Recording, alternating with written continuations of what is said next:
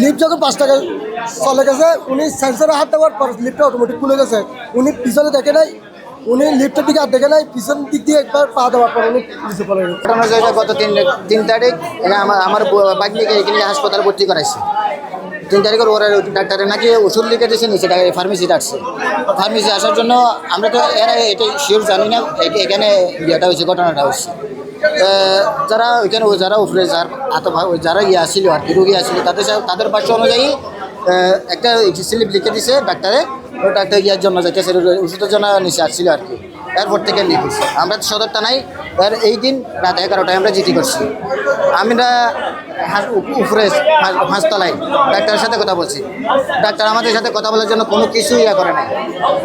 Second time doctor কোনো response পায় না। এরপর আমরা সদর থানায় গেছি। সদর থানায় জন্য আমরা জিডি করছি। জিডি করার পরেও আমরা থানা থেকে কোনো কিছু পাই নাই, আমরা সহযোগিতা পাই নাই। এরপরে গেছি ড্রাইভারের কাছে। ড্রাইভারের কাছ থেকে আমরা কোনো সহযোগিতা পাই নাই।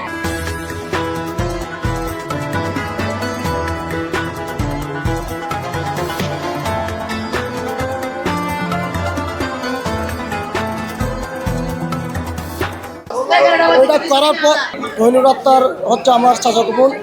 আমরা দীর্ঘ 3 দিন ধরে ওনাকে খুঁজতেছি এবং আমরা প্রথম 4 তারিখে আমরা বলছিলাম যে এরপর আমরা র্যাব 15 একটা স্টার্ট করছিলাম।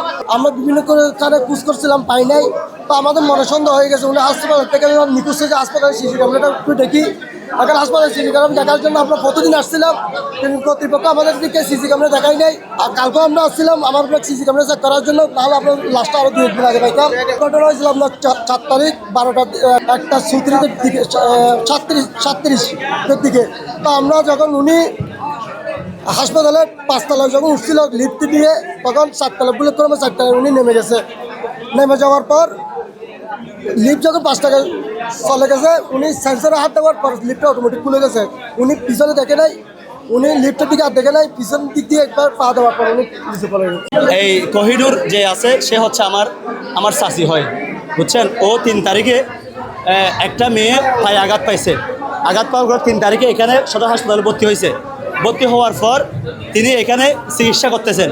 চিকিৎসা করার ঠিক 4 তারিখে দুপুর 1টার সময়ে ওকে স্লিপ দিছে একটা কিয়ের জন্য, একটা ওষুধ আনার জন্য নিচ থেকে। ও নিচে এখানে আসছে। আমরা এখানে আসার পর ও লিফট করে 7 তলায় গেছে। 7 তলায় যাওয়ার পর লিফট থেকে বের হয়ে গেছে। বের হওয়ার লিফটে আবার ঢুকছে। আবার ঢুকার পর তখন থেকে আমরা এটা ভিডিও ফুটেজে দেখছি আর কি। আমরা ভিডিও ফুটেজের কথা বলতেছি। এটা লিফট থেকে ঢুকার পর আর ও লিফট থেকে আর বের হতে পারে নাই।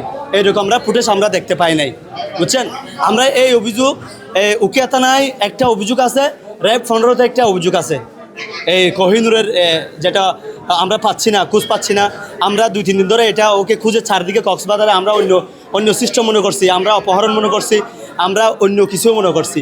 এখন দেখি সকাল আইসা আমি একটা ওই কোর্ট বিল্ডিং থেকে একটা কম্পিউটার দোকানে আমি হাসপাতাল কর্তৃপক্ষ বরাবর একটা আমি কি করছি আবেদন করছি। আবেদন করার পর ওইটা আমি জমা দিছি। জমা দেওয়ার পর আমাকে ভিডিও ফুটেজগুলো আমাকে দেখাইছে আর কি। হাজার বড় অভিযোগ করছি আমরা থানার মতো, আমরা ঘর বানাইছি থানাতে। আমরা তো থানার উঠান থেকে একদম বের হই নাই। ওরা আমাদেরকে কোনো ধরনের আপডেট দেয় নাই। ওরা আজকে যাবে কালকে যাবে অবহেলা করে আজকে আমাদেরকে মৃত্যু লাশটা দিচ্ছে। এখন আসছে ওরা থানার ভিতরে গিয়ে আমাদের হাসপাতালে।